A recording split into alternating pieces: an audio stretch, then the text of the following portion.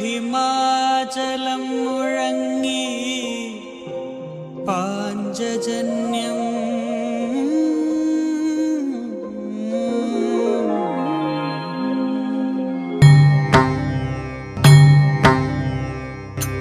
ലോകവീരം മഹാപൂജ്യം സർവരക്ഷകം വിഭും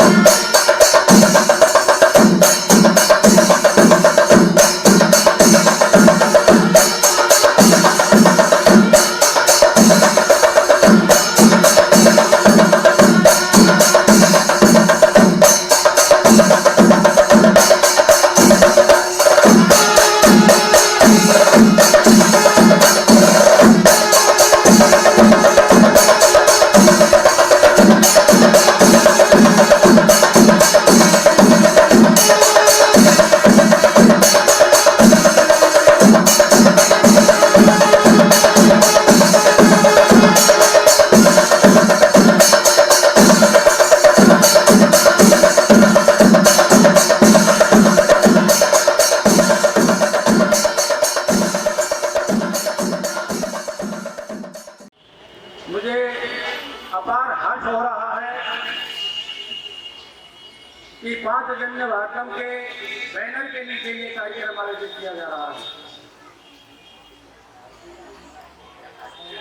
Perhaps all of you know the purpose of this organization. आपने अभी अभी कार्यक्रम देखा, दाहिनी ओर बच्चे अपनी जान को जोखिम में डाल करके किस प्रकार से अपने आप को सुरक्षित रखते हुए सामने वाले को हानि पहुंचानी है, इसकी शिक्षा भी पांचजन्य भागम के अंतर्गत दी जाती है। इसके अलावा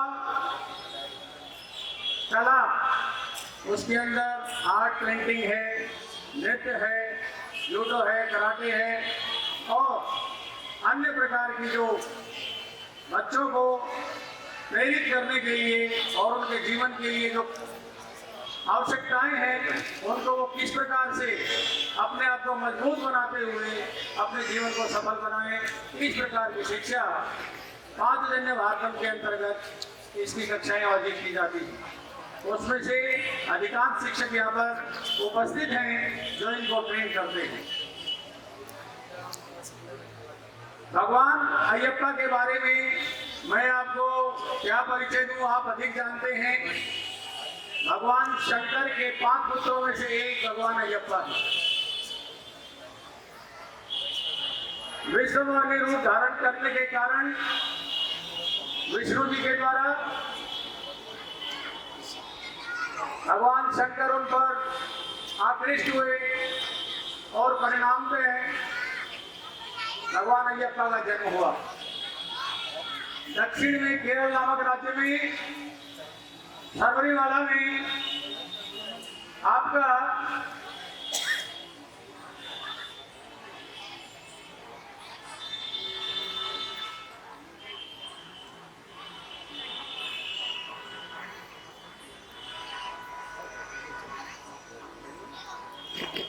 वहां पर भगवान अयप्पा की पूजा की जाती है। उस पर्वत श्रृंखला का जो मार्ग है उसके बारे में अधिकांश जो केरल वासी हैं उनको जानकारी है। वहां पर तीर्थ करने वाले यात्री 41 दिन का व्रत धारण करते हैं। कठिन उनकी तपस्या होती है और जिस पर भगवान अयप्पा की कृपा होती है उसको हमारी भाषा में वारे न्यारे हो जाते हैं।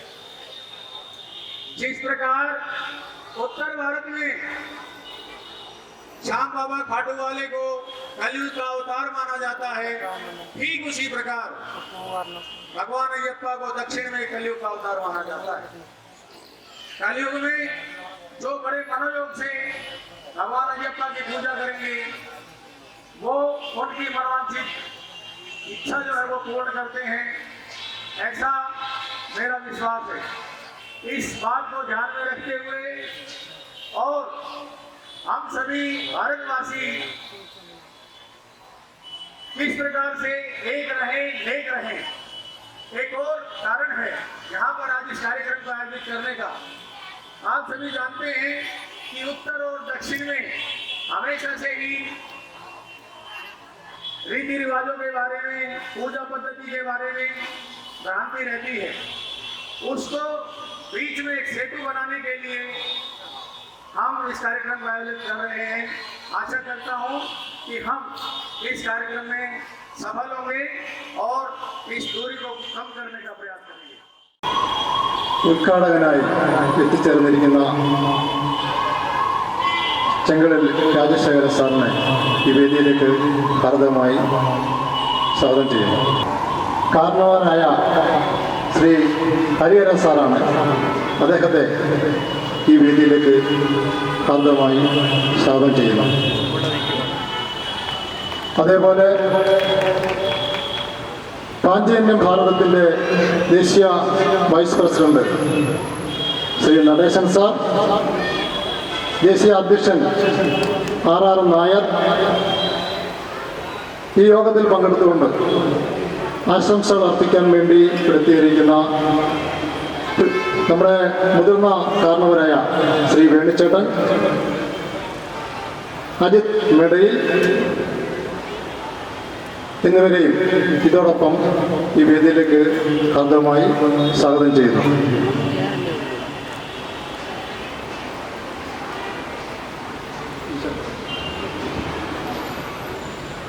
ആത്മീയ ഭാരത സംഗമത്തിൽ ഈശ്വര പ്രാർത്ഥനയാണ്. കലാമണ്ഡലം രാജശ്രീ രഘു അവതരിപ്പിക്കുന്ന ഈശ്വര പ്രാർത്ഥന.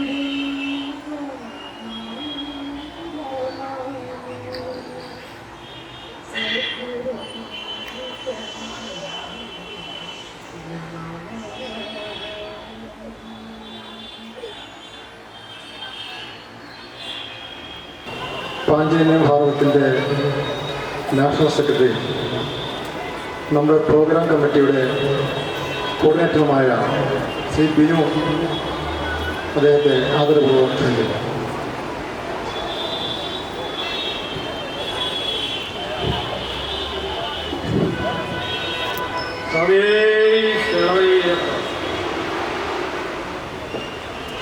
ഇന്നത്തെ ഈ അയ്യപ്പ പൂജയോടനുബന്ധിച്ച് നടക്കുന്ന അയ്യപ്പ മഹാസത്രത്തിൽ ഇവിടെ എത്തിച്ചേർന്നിട്ടുള്ള എല്ലാവർക്കും എൻ്റെ വിനീത നമസ്കാരം.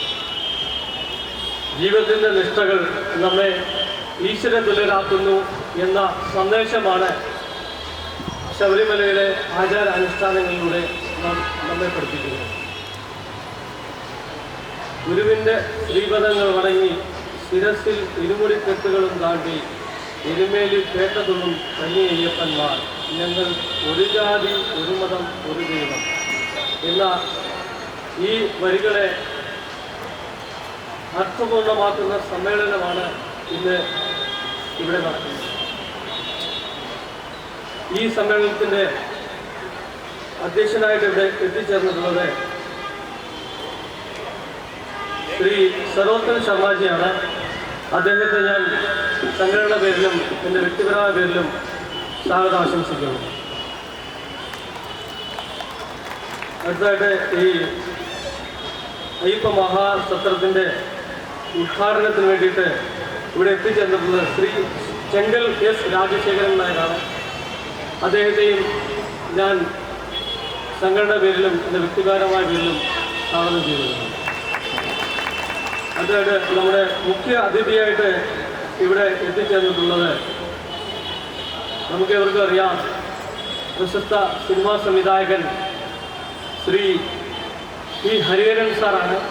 സാറിനെ ഞാൻ ഈ സമ്മേളനത്തിലേക്ക് എൻ്റെ വ്യക്തിപരമായ പേരിലും സംഘടന പേരിലും സ്വാഗതം ചെയ്യുന്നു. അടുത്ത ഇവിടെ ആത്മീയ പ്രഭാഷണത്തിന് ഇവിടെ എത്തിച്ചേരാൻ നിൽക്കുന്ന സ്വാമി നിജാനന്ദപുരപുരിയാണ്. സ്വാമിജി എത്തിച്ചേരും. സ്വാമിജിക്ക് ഞാൻ എൻ്റെ വ്യക്തിപരമായ പേരിലും സംഘടന പേരിലും സ്വാഗതം ആശംസിക്കുന്നു.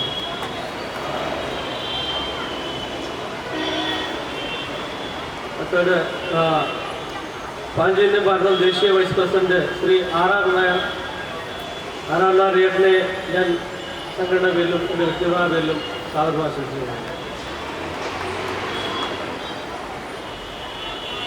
അതുപോലെ doctor M V Natesan sir, അദ്ദേഹം റെയിൽ വികാസ് നിഗം ഡയറക്ടർ, അമൃത ഭാരതി വിദ്യാപീഠം, അദ്ദേഹത്തെ ഞാൻ എൻ്റെ വ്യക്തിപരമായ പേരിലും സംഘടന പേരിലും ഈ യോഗത്തിലേക്ക് സ്വാഗതം ആശംസിക്കുന്നു. അനുഗ്രഹ പ്രഭാഷണത്തിന് എത്തിച്ചേരാം എന്നറിയിച്ചിട്ടുള്ള അനിൽ ആൻ്റണി, അദ്ദേഹത്തെയും ഞാൻ സ്വാഗതം ആശംസിക്കുന്നു. അതുകൊണ്ട് ശ്രീ മോഹൻകുമാറാണ്, ഹരിവരാസനം എഴുതിയ അമ്മയുടെ കൊച്ചുമകൻ ശ്രീ മോഹൻകുമാർ, അദ്ദേഹം ഇവിടെ എത്തിയിരിക്കുന്നുണ്ട്. അദ്ദേഹത്തെ ഞാൻ ഹൃദയ സംഘടന പേരിലും എൻ്റെ വ്യക്തിപരമായ പേരിലും സ്വാഗതം ആശംസിക്കുന്നു.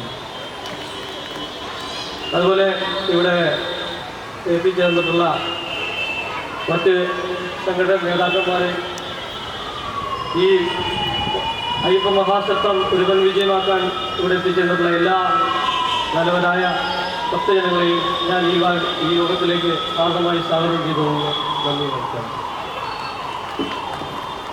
ശ്രീ വിനീത് ഭട്ടിനെയും വേദിയിലേക്ക് സ്വാഗതം ചെയ്യുന്നു.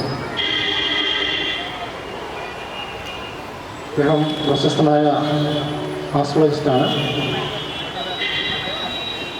നമ്മുടെ ഈ മഹത്തായ സമ്മേളനം, ആത്മീയ ഭാരത സമ്മേളനം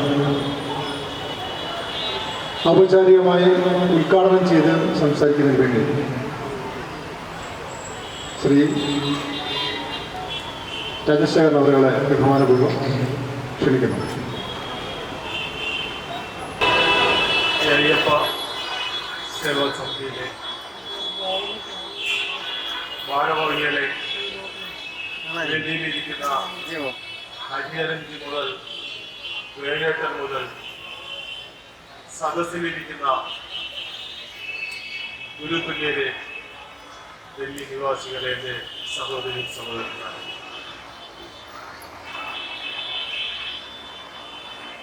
ഞാനിന്ന് തിരുവനന്തപുരത്ത് നിന്ന് ഇന്നലെ ഇവിടെ എത്തിയത് ഒരു ഫോൺ സംഭാഷണത്തിലൂടെ മാത്രമാണ്. അയ്യപ്പ പൂജ അതിലങ്ങ് പങ്കെടുക്കണം, അത് NMTVയുടെ MD ഇവിടെ ആയതുകൊണ്ടാണ് എന്ന് ഞാൻ വിശ്വസിക്കുന്നു. കാരണം NMTV മലയാളികളുടെ ഒരു ശബ്ദമാണ്. വിശ്വാസ സംരക്ഷണത്തിന് വേണ്ടിയിട്ട് നിലകൊള്ളുന്നതാണ്. ശബരിമല എന്ന് പറയുന്ന ഞങ്ങളുടെ ഈ വിശ്വാസത്തെ കുറെ വർഷങ്ങളായിട്ട് അത് അഗ്നിക്കിരയാക്കിയിട്ടും അവിടുത്തെ തന്ത്രിയെ പേരുദൂഷപ്പെടുത്തുവാൻ വേണ്ടി ശ്രമിച്ചിട്ടും പല കാരണങ്ങളാൽ ശബരിമല എല്ലാവർക്കും ഒരു തലവേദനയാണ്. കാരണം ആ വിശ്വാസം വളർന്നുകൊണ്ടിരിക്കുന്നു. മക്ക മദീനയിൽ പോകുന്നതിനും അപ്പുറം ഹിന്ദുക്കൾ 41 ദിവസം വ്രതം എടുത്ത് കെട്ടി ലോകത്തു നിന്നും എല്ലാവർക്കും വന്ന് ശാന്തി നേടേണ്ട ഒരു സ്ഥലമാണ് യഥാർത്ഥത്തിൽ ശബരിമല. ഈ യാഥാർത്ഥ്യം മനസ്സിലാക്കാതെ നമ്മളെ വിരോധികളായിട്ടും ശത്രുക്കളായിട്ടും ആ ക്ഷേത്രത്തിൽ ഏത് വിശ്വാസിക്കും വരാം. അവിടെ ജാതിയും മതവും ഒന്നുമില്ല. അത് എന്തുകൊണ്ടാണ് അത് ഇല്ലാതാക്കുന്നു? എന്തുകൊണ്ടാണ് അവരുടെ ലക്ഷ്യം? ഇതിനൊക്കെ പല ലക്ഷ്യങ്ങളുണ്ട്. ആ ലക്ഷ്യങ്ങളൊന്നും നാം കാണാതെ നമ്മൾ എല്ലാവരെയും വിശ്വസിച്ചും വരുന്നവർക്കെല്ലാം അഭയം കൊടുക്കും ഈ ഭാരതം എല്ലാവരെയും നെഞ്ചിലേറ്റി. പക്ഷെ അത് ചില വൃക്ഷങ്ങളായിട്ട് മാറി ഈ വിശ്വാസത്തെ ഇല്ലാതാക്കാൻ വേണ്ടി എന്തൊക്കെ രീതിയിൽ പ്രവർത്തിക്കുന്നു അതൊന്നും നാം മനസ്സിലാവാതെ നാം കേരളം വിട്ടു മാറിപ്പോകുന്നു എന്നുള്ള ഒരു യാഥാർത്ഥ്യം കൂടി ഞാൻ നിങ്ങളോട് പറയട്ടെ. കേരളത്തിൽ അത്ര ആ രീതിയിലുള്ള എന്തൊക്കെ പ്രശ്നങ്ങളാണ്, എന്തൊക്കെ അശാന്തികളാണ് കേരളത്തിൽ നടത്തുവാൻ സാധിക്കുന്നത്. അതാണ് ഇന്ന് വരെ നടത്തിക്കൊണ്ടിരിക്കുന്ന, അവിടെ ഭരിച്ചുകൊണ്ടിരിക്കുന്നവരെല്ലാം. അതിന്റെ ഫലമായിട്ടാണ് 2 വർഷം മുമ്പേ ശബരിമലയില് ഇല്ലാത്ത ഒരു ആചാരം, ഒരു വാണിയപ്പുറവും ഒരു അമ്മമാരും അതിന് തയ്യാറാകാൻ വന്നപ്പോൾ വെളിയിൽ നിന്ന് ആളിനെ കൊണ്ടുവന്ന ശബരിമലയിൽ കയറ്റി അതിനെ ലംഘിച്ച് ആ വിശ്വാസത്തെ തകർത്തേ മതിയാകുമോ എന്ന് പറഞ്ഞിട്ട് എല്ലാ പോലീസിനെയും എല്ലാ അവിശ്വാസികളും പോലീസ് വേഷം കെട്ടിയും ആ ശബരിമലയിൽ കയറുവാൻ ശ്രമിച്ചപ്പോൾ തടഞ്ഞ ഒരു കൂട്ടം ആൾക്കാരുണ്ട്. അത് നമ്മൾ കളിയാക്കി പറയും സംഖ്യകളാണെന്നൊക്കെ. അവരെന്ന് കേരളത്തിൽ ഉള്ളതുകൊണ്ടാണ് കേരളത്തിലെ ബാക്കിയുള്ളവരെല്ലാം വിശ്വസിച്ച് രാത്രി ഉറങ്ങുന്നതൊക്കെ. അതിൽപ്പെട്ട ഒരു സംഘടനയിൽപ്പെട്ടതാണ് ഈ ജനം TV. അന്ന് ഈ ജനങ്ങളിലെ എത്തിക്കുവാൻ വേണ്ടിയിട്ട് എല്ലാ വേറെ ചാനലെല്ലാം ഈ അപ്പോസിഷൻ സപ്പോർട്ട് ചെയ്തപ്പോൾ എന്താണ് ശരിയെന്ന് ജനങ്ങളെ കാണിച്ചു കൊടുത്ത ഒരു ചാനലാണ് ജനം TV. അതിന്റെ പിന്നിൽ ഒരുപാട് കരുത്തരായ കൊച്ചു ചെറുപ്പക്കാരായിട്ടുള്ള ഒരുപാട് കഷ്ടപ്പാടുകൾ സഹിച്ച ആ ദിവസം ഒരിക്കലും മറക്കുവാൻ സാധിക്കാത്തതൊക്കെയാണ്. ഞാൻ പറഞ്ഞു വരുന്ന കാര്യം ശബരിമല അല്ല, പല ക്ഷേത്രങ്ങളും കേരളത്തിൽ ഇല്ലാതാക്കുന്നതിന് വേണ്ടി ദേവസ്വം ബോർഡ് ഭരിക്കുന്നതില്ല അവിശ്വാസികളാണ്. അവിശ്വാസികളെ തൊഴിൽ കൊടുക്കാൻ വേറെ ചാൻസ് ഇല്ലാത്തത് കൊണ്ട് ക്ഷേത്രങ്ങളിൽ അവരുടെ ജോലിക്കാരായിട്ട് അതിനകത്ത് തിരികെ കയറ്റി അതിൽ നിന്ന് ശമ്പളം അടിച്ചു മാറ്റുന്നതിനപ്പുറം അവിടുത്തെ പൈസയും അവിടുത്തെ വിശ്വാസം ഇല്ലാതാക്കുകയും ചെയ്യുന്ന രണ്ട് കാര്യങ്ങൾ അവിടെ നടക്കുകയാണ്. ഇന്നത്തെ ക്ഷേത്രങ്ങളിലെ എല്ലാ തന്ത്രിമാരും പൂജാരിമാരും കേട്ടാൽ നിങ്ങൾ ഏത് വിശ്വാസി എന്ന് കേട്ടാൽ അവരെല്ലാം ഒരു രാഷ്ട്രീയ പാർട്ടിയുടെ ആളാന്ന് പറയും. കാരണം ആ രാഷ്ട്രീയ പാർട്ടി വിശ്വസിച്ചല്ല എങ്കിൽ അവരെ തിരുവനന്തപുരത്ത് നിന്ന് വേറൊരു സ്ഥലത്തേക്ക് സ്ഥലം മാറ്റും. ഇത് മുമ്പേ ബാക്കി ഗവൺമെന്റ് സ്ഥാപനങ്ങളിലായിരുന്നു നമ്മൾ കണ്ടിരുന്നതെങ്കിൽ ഇന്ന് നമ്മളുടെ ക്ഷേത്രങ്ങളിലുമുണ്ട്. എന്തൊക്കെ രീതിയിലാണ് ആ നാട്ടിൽ കഷ്ടപ്പെടുന്ന ക്ഷേത്ര വിശ്വാസികളും പൂജാരികളും അവിടുത്തെ പ്രവർത്തകരും എന്നുള്ളത് നാം കാണാതെ പോകരുത്. അത് കണ്ടിട്ട് ജനങ്ങൾ മടുത്ത കേരളം വിട്ട് വേറെ സ്ഥലത്ത് പോയി താമസിക്കുന്നു. ഇതാണ് ഏറ്റവും വലിയ തെറ്റ്. ഞാനും 50 വർഷം മുമ്പേ ബോംബെയിൽ പോയതാണ്. കഴിഞ്ഞ 25 വർഷമായിട്ട് ഞാൻ എന്റെ നാട്ടിൽ പോയിട്ട് എനിക്കെന്ത് ചെയ്യുവാൻ സാധിക്കും അത് ചെയ്തു വരികയാണ്. അത് തൊഴിലവസരം കൊടുക്കുക, വിദ്യാഭ്യാസം കൊടുക്കുക, എന്റെ സനാതന ധർമ്മത്തെ നിലനിർത്തുവാൻ വേണ്ടി എനിക്കെന്ത് ചെയ്യുവാൻ സാധിക്കും. ഹിന്ദു ആരുടെയും ഭയന്നിട്ടല്ല ജീവിക്കേണ്ടത്. അവരെ ആരെയും ഭയപ്പെടുത്താൻ പോവില്ല. പക്ഷേ നമ്മുടെ ഈ സനാതന ധർമ്മത്തെ ആരാലും അത് ഇല്ലാതാക്കാൻ സാധിക്കില്ല. അതുകൊണ്ടാണ് കലിയുഗത്തിന്റെ ദേവനായിട്ട് നമ്മൾ അയ്യപ്പൻ ജനിച്ചതും കുറെ വർഷം കഴിഞ്ഞാൽ നമ്മളൊക്കെ തീർച്ചയായിട്ടും പറയുവാൻ സാധിക്കും, ലോകത്തിൽ നിന്നും അമേരിക്കയിൽ ലണ്ടനും ആഫ്രിക്കയിൽ നിന്ന് കെട്ടും കെട്ടി ശരണവല്ലിയോടുകൂടി ഈ അയ്യപ്പ ക്ഷേത്രത്തിൽ വരാൻ സാധിക്കും. ആ രീതിയിൽ അയ്യപ്പ ക്ഷേത്രവും അയ്യപ്പനും ലോകം അറിയുന്ന, ലോകം ആരാധിക്കുന്ന യഥാർത്ഥ ദേവനായി ലോകം തിരിച്ചറിയും. ഇങ്ങനെയുള്ള പൂജകൾ ഈ ഇന്ത്യയുടെ എല്ലാ ഭാഗങ്ങളിലും അങ്ങനെ നടത്തട്ടെ. ഈ നടത്തുവാൻ ഇവിടെ ശ്രമിച്ച ഇതിൽ കൂട്ട ഭാരവാഹികളെ ഒരുപാട് സന്തോഷത്തോട്, നല്ല മനസ്സോട്, നിറഞ്ഞ മനസ്സോടുകൂടി അഭിനന്ദനങ്ങൾ അർപ്പിച്ചുകൊണ്ടും എന്നെ ഇത്രയും നേരം കേട്ട ഇതിന്റെ ഉദ്ഘാടനത്തിന് എന്നെ ക്ഷണിച്ച എല്ലാവരും കൂടെ നന്ദി പറഞ്ഞുകൊണ്ടും ഇതിന്റെ ഉദ്ഘാടനം ചെയ്തതായിട്ട് പറഞ്ഞുകൊണ്ട് എന്റെ വാക്കിൽ നിൽക്കുന്ന എല്ലാവർക്കും നന്ദി. നമസ്തേ. സ്വാമിയെ ശരണമയ്യപ്പ. സേതു ഹിമാചലം മുഴങ്ങി പാഞ്ചജന്യം